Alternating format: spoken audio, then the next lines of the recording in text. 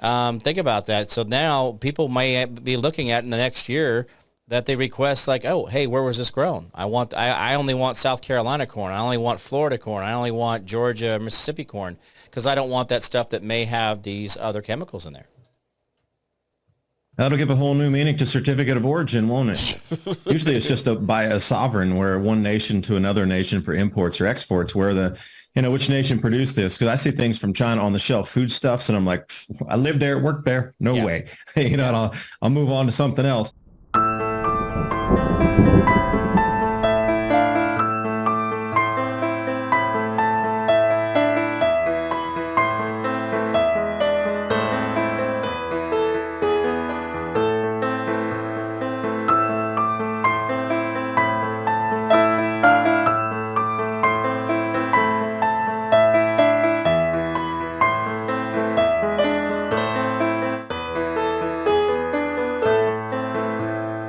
I was watching a really cool video on a car that, anyway, I got caught up in the moment there. I don't know. It was one of those videos that got me.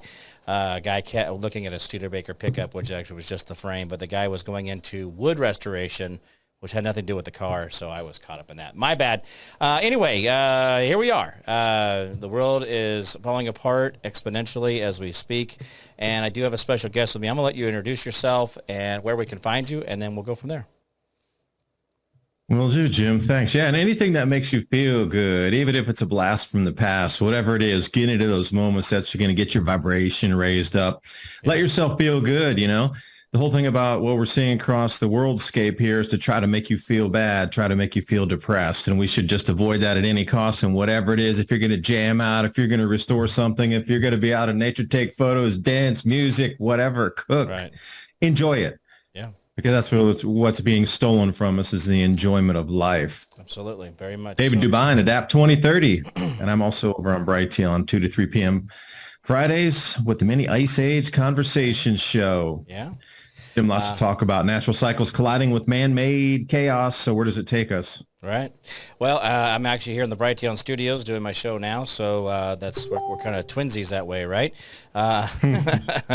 Doing the same thing here.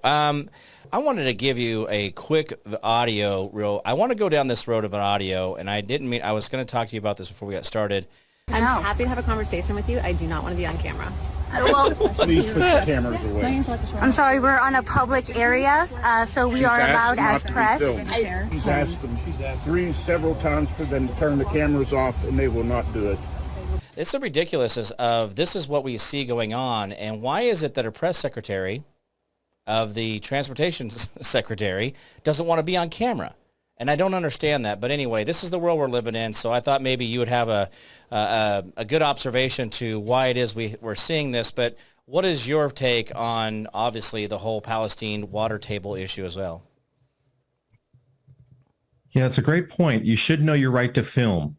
Like she brought up a thing. You're in public. You have the right to film. So it's going to be citizen journalists like all of us to really try to bring the information out, because you can see the absolute failure in the political system, and the dioxins are where we're going to need to look. Now, I will split a hair here, and the railroad is actually telling the truth about their very small, very minuscule vinyl chloride measurements that they're finding. So the long chain compounds were broken down during the heat in the fire. Mm-hmm. So that chemical really does not exist anymore. It's been broken into different chemicals. Some of those dioxins is which the big elephant in the room, which they won't acknowledge. They're testing for the wrong things. Right. And it's going to be up to us to do it. And those around in your neighborhoods and the cities, and you better know. And I'm not just saying, but I know my right to film, because with the Adapt 2030 channel and the censorship and the topics I cover about natural cycles overriding on top of what man-made stresses and distractions there are to cover up the natural crop losses that were inbound anyway. This depending on your state, because we're going to need to get in and film these areas, the cleanups, the cover-ups, dead animals, dead fish, whatever it is in the waterways. It's going to be the citizens that break the story this time. Yeah. Seymour Hersh times 1,000 times 1,000,000, because the government will not be clean with the information. In my personal opinion. Now, you can agree or disagree with that. Oh, I think you're spot on. And I've talked about this consistently as one of the things that we have really have kind of ignored, is that we keep saying that we've change the chemical makeup, and it's look, it's clean now, but we're not testing for what we turned it into. And that in itself is really where the lies really, I think, is the problem, is we consistently lie to ourselves by testing for something that is not, we know is not going to be there. But we know that it's changed into something else that is actually more detrimental to the world around us. And, we cleaned it up. See, it tested. Yeah, you ding dong. Because when you burned it and incinerated this at however many degrees that it went up in, it's going to change into other things. It's no different than how you change ethanol or biodiesel. You heat things up, you put acids in, you change chemical bonds, you change the molecular structure of things, and it becomes something else. That's what happens here. And then, we fixed it. And it's not fixed whatsoever. It's not. And the detrimental effect of farm animals, farm land, you have to think about this for a second. Dioxins, a few gallons of dioxin, and they close entire cities. Camp Lejeune, the entire scandal of Camp Lejeune that we've heard about over, people getting sick from the water table, that was a few hundred gallons of dioxin. Thousands of gallons. Yeah. And we're talking about burning 500,000 gallons of substances and turning it into then airborne dioxins that are going to lay across the farm fields. This is so many orders of magnitude above that. It's just...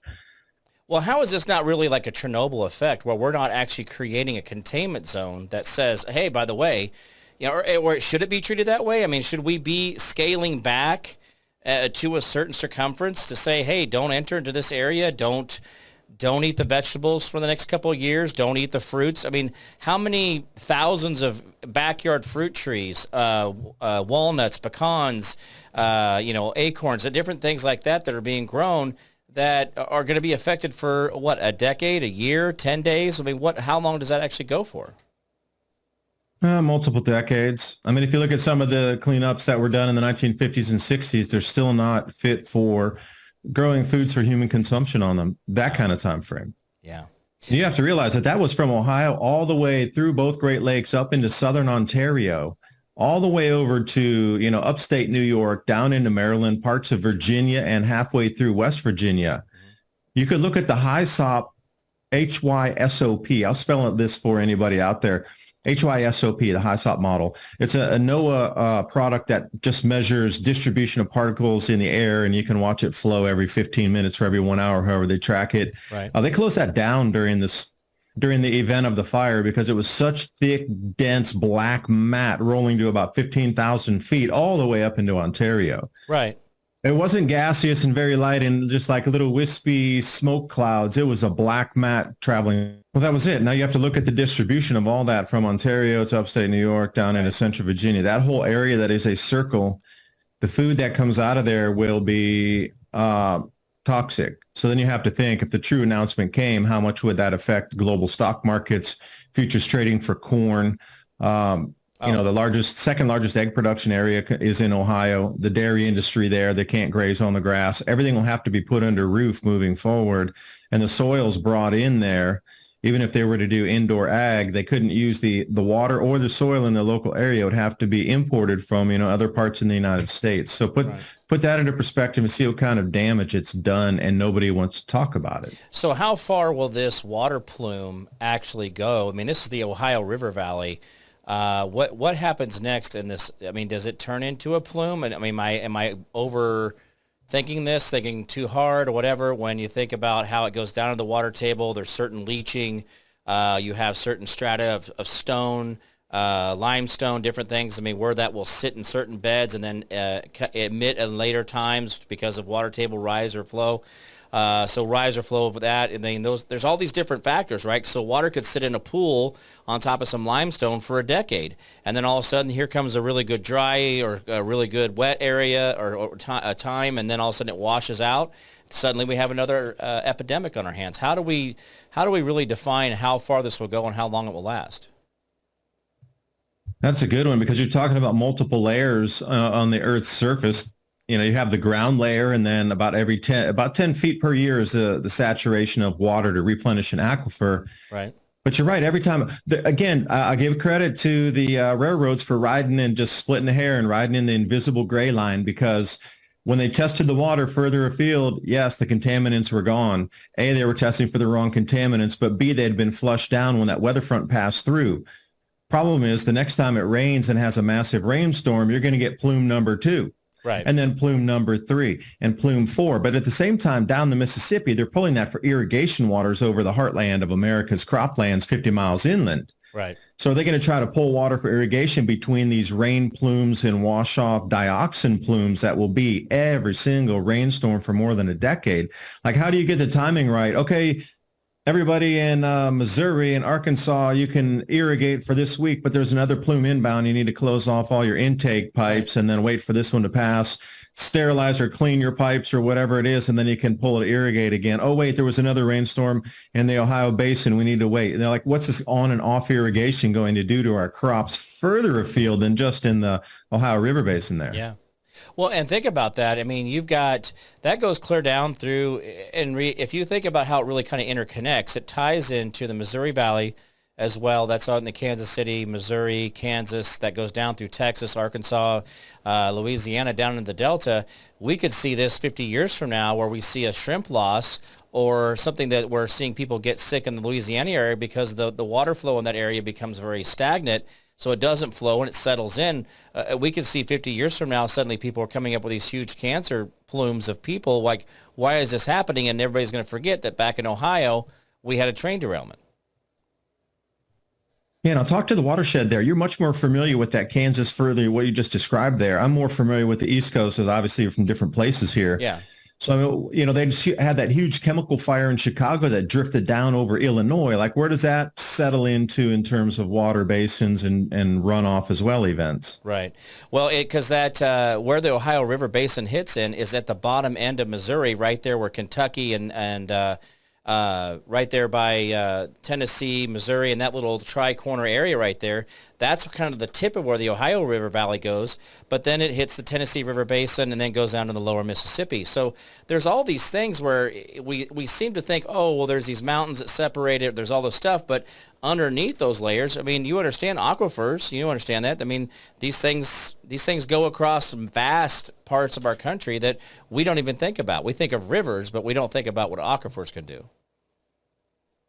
Right. And a lot of people with the Bill Gates buying the farmland only focus on the farmland. They're not focusing on the water rights and the aquifers that exist under that farmland, which is far going to exceed the value of the crops above, especially if it's non-contaminated waters in a contaminated world that we're seeing, I'm going to say, purposefully set off at a time overlapping on a natural cycle that would bring in just massive crop losses that would shake society to its core.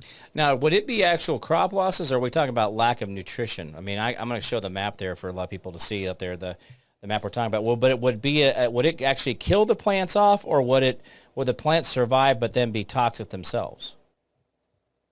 More of that, you know, unless it's a direct acid rain, which had been talked about. Again, when you burn that, vinyl chloride is a chlorine atom, so it'll bind in we got acid rain. Now, once the initial damage is done, and I had a discussion with a friend saying, you know, they're lucky right now when it wouldn't be so noticeable, because you have to think about if you had a water stream full of frogs, insects, crickets everywhere, fireflies buzzing, all tree canopy out, the forest just ignited in the whole fields, everything just life booming during the middle of summer. If that event were to happen and it went completely silent during the middle of the summer, how much of a scare factor that would be and how much more noticeable it would be. Yeah. Now, the acid rain's coming down now. It's going to make this. I was getting some reports of acidified soils in the rainwater at a 3 pH, anywhere between 3 and 4 pH. Wow. That's not good for plants. You generally need around a 6, 6.5, 7. Yeah. Some plants that really love acidic soils to grow in, say, pine forest or on the edges of pine forest, those are at 5.5. But the uptake of the dioxins into the plants, that's going to be so long of a time that it's going to continue to pull out of the soil. So I think the government's going to be left with one or two options, Jim, really one or two. They're either going to have to come out right and say, farmers, don't plant there. Or they could just let them grow it and then throw it into the food chain, and then everybody will become sick at the same time. And imagine the scare of all the food source being poisoned and the realization that whatever you could buy could be poisoned, but you're not really sure because there's no, genetic marker or coloration when you slide a black light over it, whether it's full of dioxin or not. Right. So which one's going to get the greatest impact and outcome of fear and societal control and have humanity switch systems? and subsequent upset in the food production system is nothing more than get you on a digital rationing card into central bank digital currencies at the exact same time, because hungry people will do anything. So as soon as I see a massive event tied to food, I know it's going to be a massive push to send humanity or some sort of control system and intersect those two of hungry populace with a new system that they'll accept easily. Right. Well, no different than everybody. Well, you can't travel across the ocean. You can't go back to work. Oh, but just get this government chemical, and then you can go back to your life as regular. And now we're finding out that this stuff is actually just super poison, and it's weakening everybody's immune system. Now, think about this. If we have people canning or canned goods that'll be manufactured by Del Monte, by all these other companies, let's say it's corn. That corn could sit on the shelf for how long before it actually gets to us? So this could be corn that's not going to enter the food source. It could be a year or two. I mean, they could, by the time they harvest it next year, they go and they dry it and they process it and then put it back in the cans and they get the cans shipped back out. It could be 2024, 2025, maybe 2026 before we actually see this hitting the food shelves. But then that means, okay, so then the people start eating it. Then it's another 6 to 8 months to develop the cancers and the health problems. We could be in 2026, 2027 before any of that hits. Do you see how far away it could be just in corn? I mean, a can of corn, that's how far away it could be.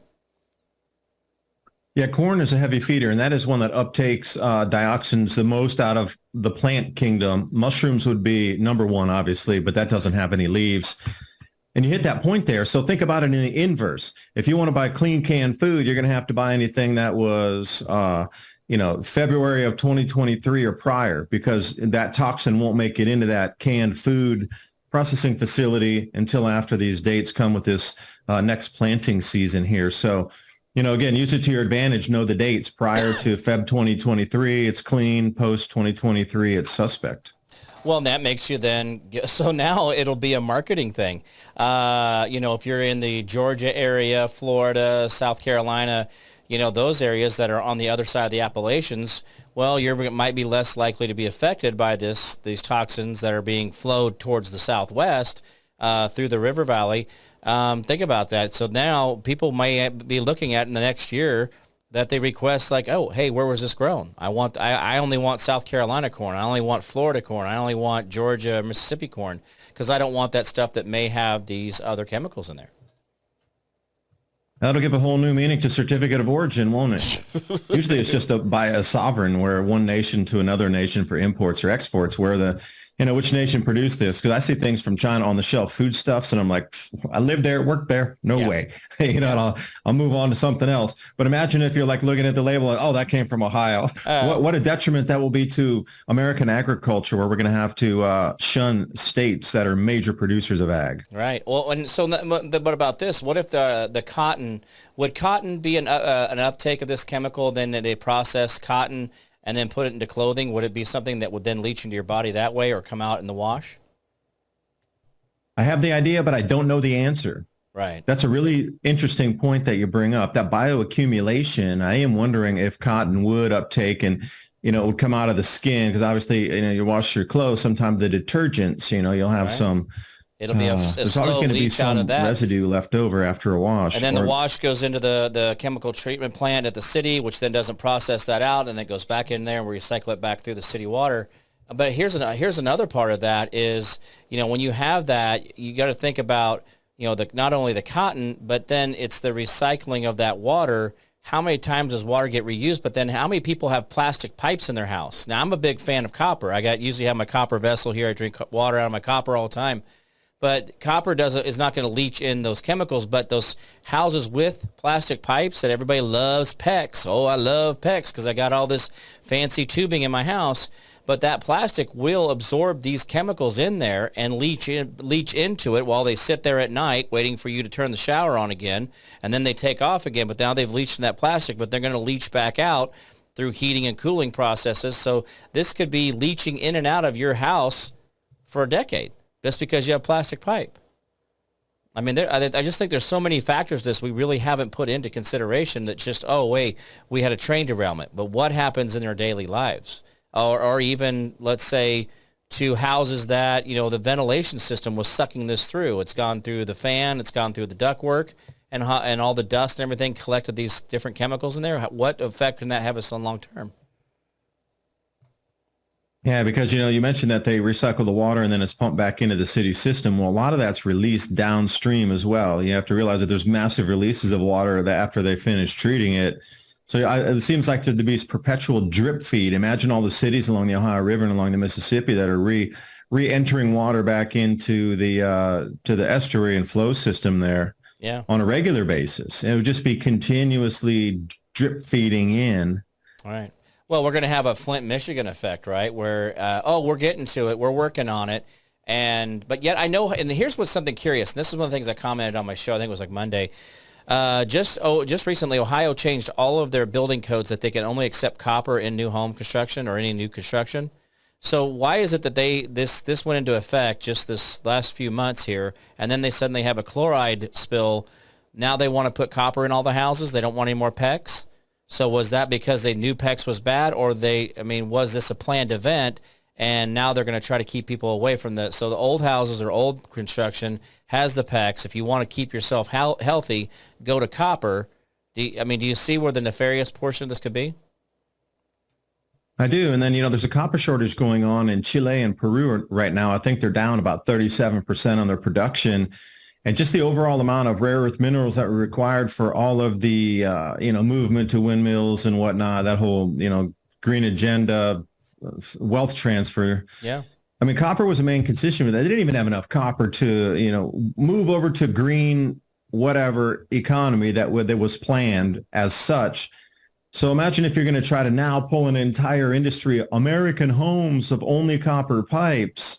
There's going to be only a certain amount, a finite amount of that mineral that comes out, that metal refined. Mm-hmm. Are the copper warehouses going to run dry? Can we even mine enough every single year? I'm not a fan of the new Green New Deal. I absolutely believe that we could use, Parendev magnetic motors and gravitational vortex power, microhydro. Maybe an industry will evolve where they'll cut down all the copper cabling around the planet and turn it back into the base metal and then fit pipes out of it. But as I see it, I just don't know how. Right. If what you're saying, and I absolutely believe you, that if they're going to move to, and once people realize with the PEX what's happening, they're going to demand copper-only piping, and the demand for that alone in the U.S. home industry to retrofit all homes and, fit into new homes. And then in addition, the massive, unbelievable, gargantuan 50,000-pound elephant in the room that wants all that copper to gobble up for the green agenda, there just won't be enough for both. So who would win out, do you think?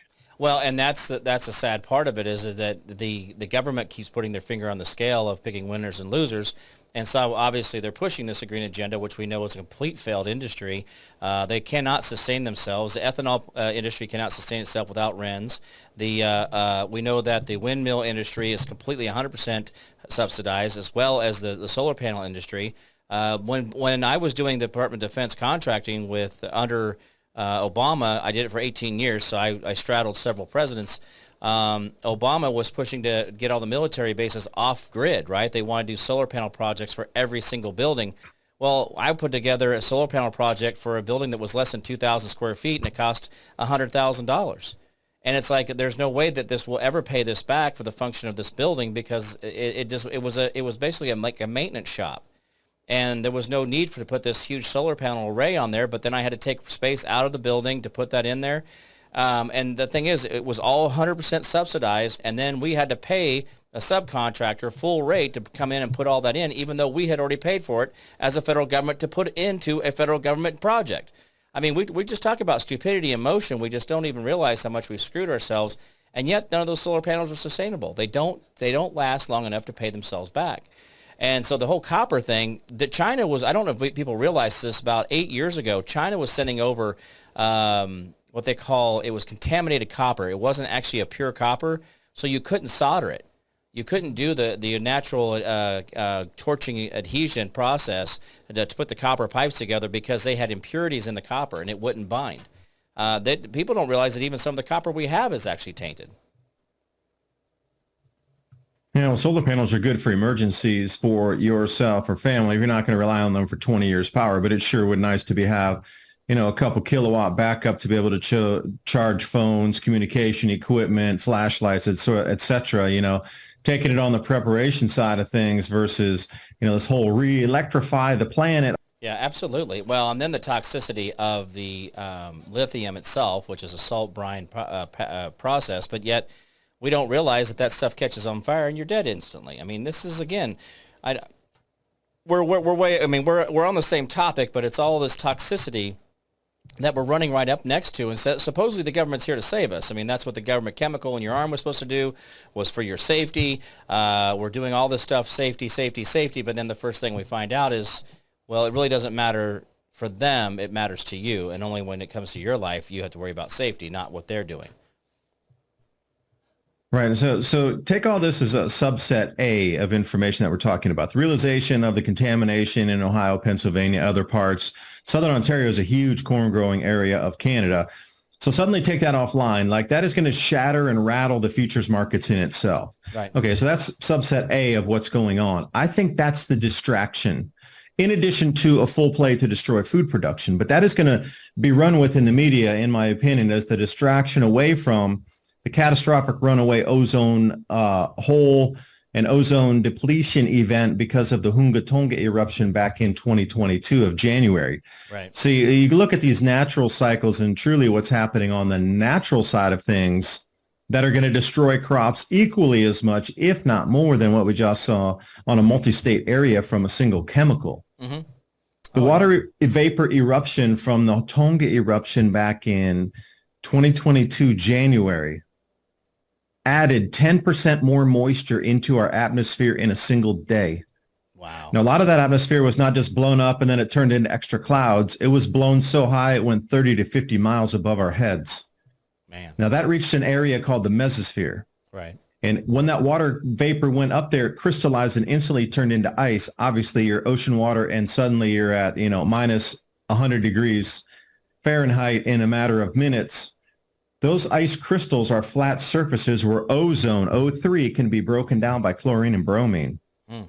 Now, what this means is you have to have more ice crystal surfaces to break down ozone. Right. Now, since there's the most ice crystals ever injected into the mesosphere, as far as we know, in the last, say, 600 to 800 years, then you would see catastrophic runaway depletions over the southern ozone area, over Antarctica.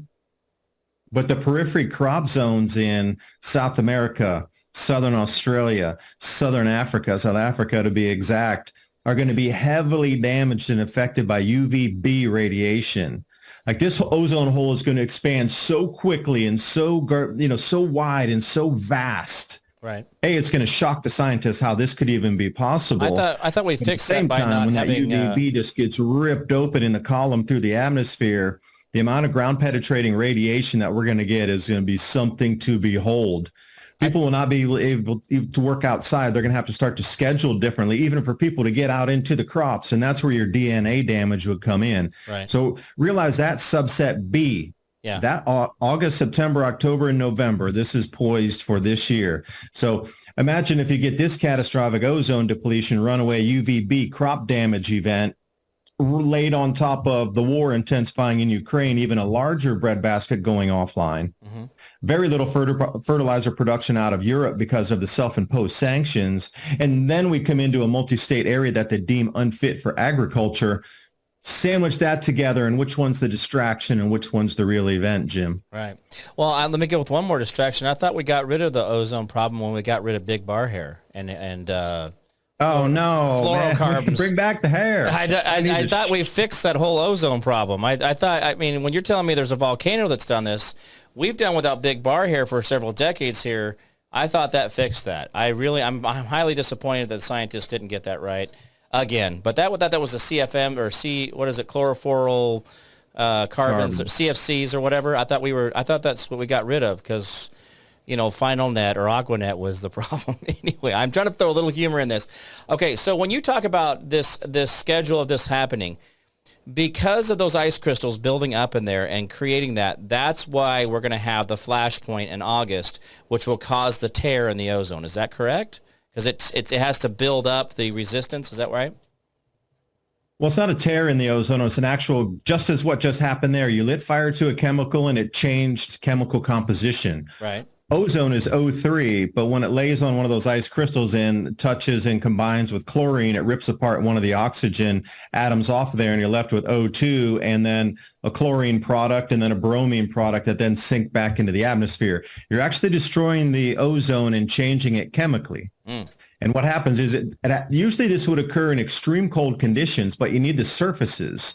So the coldest of the time in Antarctica, the ozone hole occurs every year. It's August, September, October, November, and then it seals itself back over because the temperatures aren't cool enough in that upper atmospheric layer to allow that runaway ozone to occur again. So it's all based on temperature and the amount of ice crystal surfaces. Right. But since this time we are into cloud blocking, VEI 8 index on the volcanic eruption, largest one in the last 200 years. Right. We're getting a much cooler temperature profile in the upper atmosphere of anywhere from 12 to 18 degrees Fahrenheit, cooler than the 30-year average.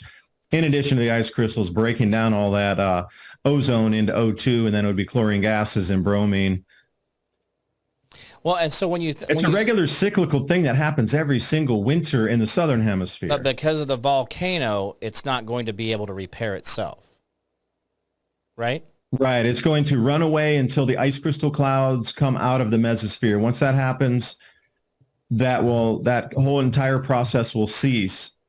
But the only time that you ever really get any type of water vapor up there is when there's rocket launches, when there's bolides or meteorites coming in through that layer of the atmosphere 30 to 50 miles above our heads. Right. And you can start to see these wafting noctilucent clouds, these polar stratospheric clouds really high up, 50 miles up. They have a teal blue, but now they're starting to turn electric orange and electric yellow. And the only time we've seen that is in paintings of, say, 1817, 1818, and also after the eruption of Krakatoa in the 1880s.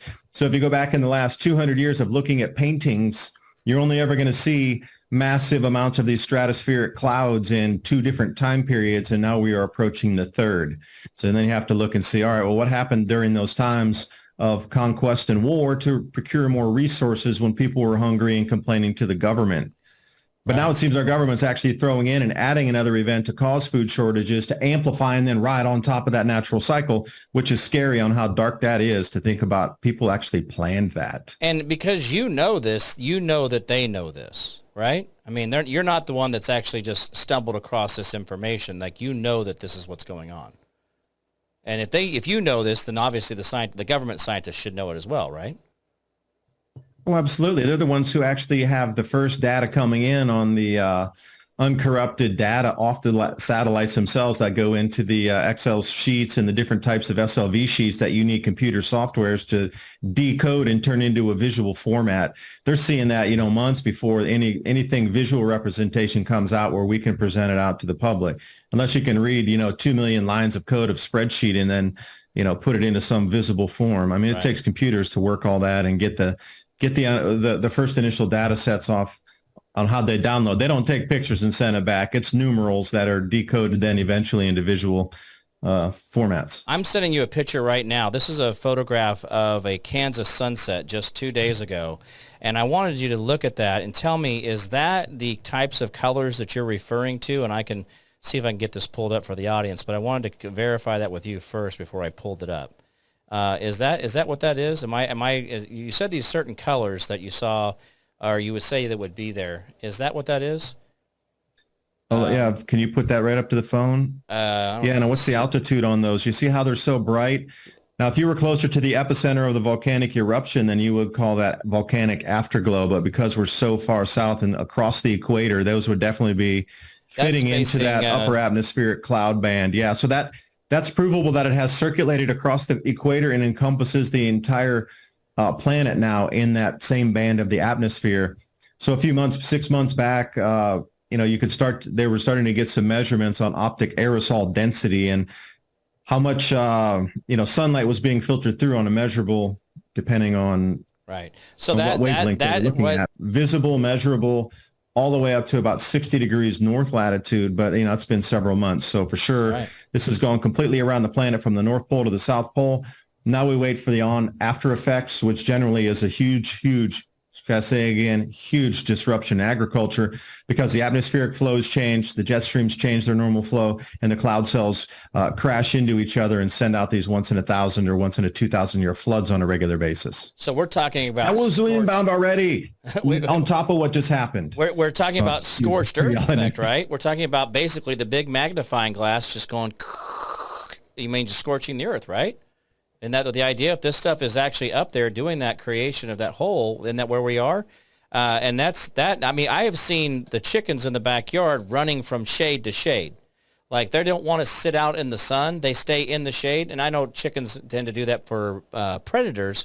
But the idea that they don't even want to hang out in the open grass areas, they're always running into the shade. Is that part of that as well? We're already getting that magnification now, or is this something that's going to happen in the fall?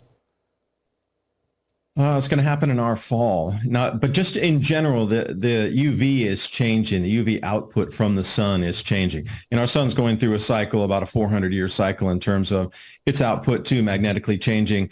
But the amount of UV, that's why I was so familiar with UVB, because that's a lot of the changes they're talking about. The UV output actually is much more intense, where you might get some of those warning days now of UV 12 or 14, or even some extremes on 16. They'll tell you to bundle up, put the SPF 50 and everything on a 8 or 10 index, but now bring it up to an index 16. And this is what we're seeing. Animals are responding. Animals are so much more intelligent and intuitive about, earth changes, electromagnetic changes, photosensitivity changes than we are. We're about the dumbest apes on the planet, so far back behind anything that can sense these changes that are light years ahead of human perception on this.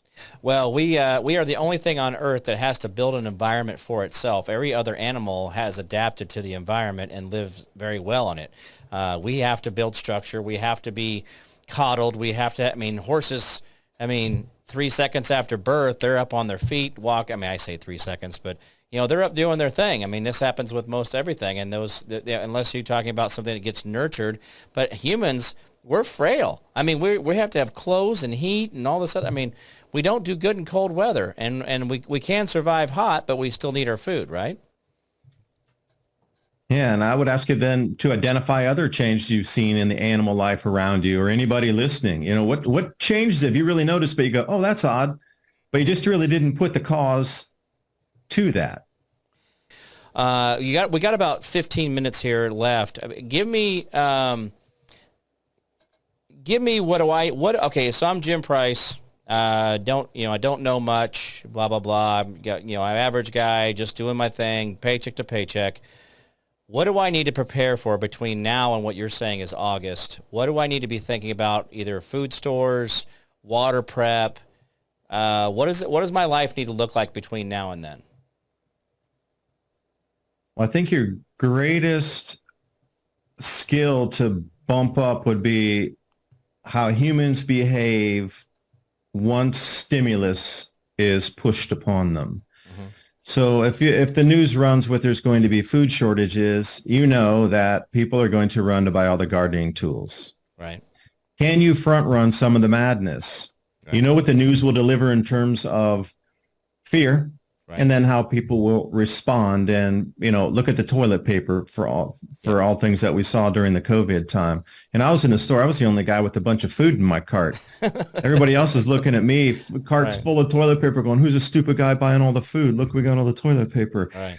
It's just things like this. So as we move through, they're going to start to run with this as another, the global warming thing has ceased and the CO2 is not as scary. So watch the bait and switch substitution of the rampant ozone hole cascading unbelievable losses. And another thing, the UVB melts sea ice faster than what we consider sunlight heat. A combination of those two is a powerful ice melter. It's like putting ice cube in a microwave. Right. So in the past, say 45 years, they've noticed when the ozone hole was increased to its maximum, there would be drop off a cliff, ice loss across the southern oceans. So you can expect that again. There's record loss of sea ice this year, literally dropping off a cliff, but they haven't measured the ozone to the point yet. So I'm saying nature is also front running this by almost a year, giving us humans, hey, look at the catastrophic losses. They're a combination of widening ozone hole of maybe 30 million square kilometers or a little larger. And whenever we hit that point, the sea ice drops off a cliff. Well, this time it's off a cliff and then off another cliff and then bounced off a cliff and then it went down a cliff again. Right. And once you know the narrative, and I'm trying to answer the question in a long way, once you see how they're going to push the fear of the crop losses and a massive thing that you talked about it, people are going to get fried. Oh, the UV, it's going to be so big. You can't go outside. Your eyes are going to burn out of your skull. Okay, well, then what would you want to buy to protect yourself, your family, your plants? So now you're going to need some row cover. Okay, so anything involved in the production of food, you're going to need to get. Mm-hmm.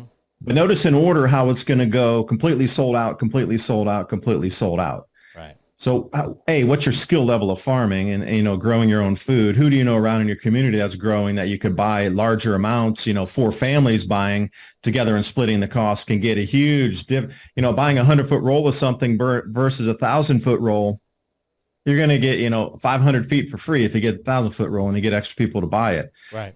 So the fear factor and the way humanity is going to move from point A to point B, once they realize their food source is in jeopardy, that'll be the first thing pushed. So learn how to grow the food, and how are you going to procure everything you can grow food, and just look for the bait and switch of that. And like I said, having some solar panels for some backup. You're going to need radio communications as well, even if it's just short term. Like, I have a 25 or 23 acre farm out here, and then our neighbors have 25 acres. So sometimes we're running around 50 acres, even just those little yellow GFS units that they use out on job sites, anything that you think that you can do security with and also grow food, because the narrative is about causing the most panic to get you hungry, to get you to a digital rationing card. That is the end goal. Central bank digital currency issuance, your digital ID, and your access to food all in one lump sum, all unveiled and rolled out in the exact same time during a famine. Now, how convenient is that? Oh, and should I mention the nanotechnology that they might want to use to cleanse the earth? Oh, the earth's so polluted, but we got these nanobots that can go and cleanse the earth. We can get food again. There's a million ways they could run with this famine thing. Right. It's going to be fear, though. Fear. I look solution, stay ahead, front run it, get in, use it to your advantage, help others. And, that's the way I look at life, though. No, absolutely. And that's all wise stuff to talk about, because, again, it's all based on fear. I mean, that's really where it goes. And yes, there is the rational part of how do you get through these daily things, these daily tasks, but they're going to drive fear, and the irrational of us are going to overreact.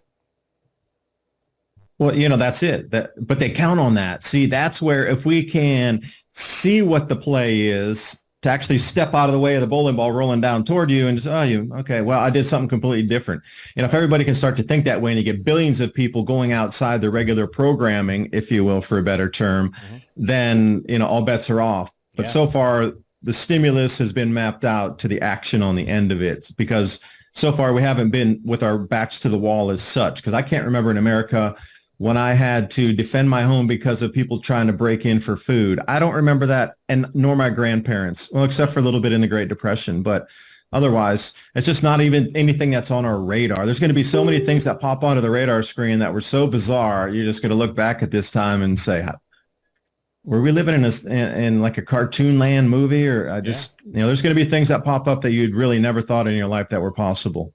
And that right there is a big part of this. I mean, I have told people about silver, gold, and brass to cover your ass. And I don't know how else to make it more simple than that, because, I mean, you want to have your chickens and your eggs and your goat for your milk and whatever, and have some meat. But you also need to have, you were doing a seed exchange last week, and that was for basically what you're talking about, is having the seeds for the future to be able to plant for yourself and take care of yourself, where others haven't planned for that at all. Yeah, seed exchange got moved to this Sunday, by the way. A quick FYI on that. Oh, yeah. Also, I have a farm out here, so I'm a registered farm, and, I have my tax exemption license, everything. So I can grow tobacco, and I don't smoke, but I can turn that tobacco into pesticides and different tradables.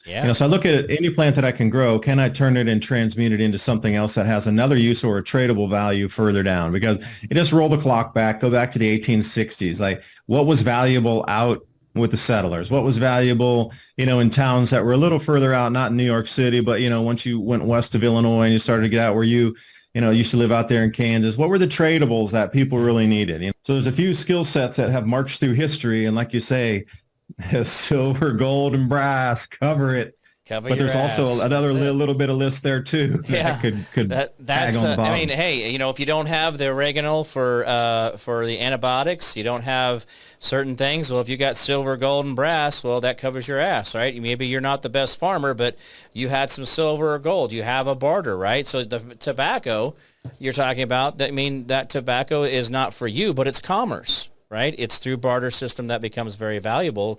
And people don't think about growing their own tobacco or having those kind of plants around. And we are all like, oh, no, I'll just go down to the Kroger. I'll go down to the whatever, the Piggly Wiggly. I'll go do this. It'll always be there. But most grocery stores don't even have 3 days worth of food ever. And yet we think it'll just infinitely be there. So, and the government's not going to be here to protect you. They're not going to be here to help you in those times. In fact, they're going to be the ones you want to avoid. If at all possible. Yeah. It's a huge exclamation point. Yeah. Now think beyond prepping. What you have saved for the initial stage of getting where we are, getting through some chaos and being able to reassess, you're going to have to replenish those stocks. So that's another thing, key takeaway is, yeah, you might have a year's worth of food, but that only gets you a year, and you wouldn't want to survive off 100% canned food anyway. You're going to get sick. You need to supplement that with real stuff. Right. So think about your stored foods, and that will run out eventually during this, because we're going to have to go for 5 to 7 years through this transition point, that you're going to have to start replenishing your stocks. So think beyond the storage of, I already got some prepped food. That's just the minimal. You're going to need to think, I need my seeds, and I need my community, and I need to trade with others, and I need to get things that I can't produce, and I can trade what I produced with others, because the replenishment is going to be the name of the game. Yeah. Well, but think about the guys that are in the Ohio River Valley that have to worry about their water.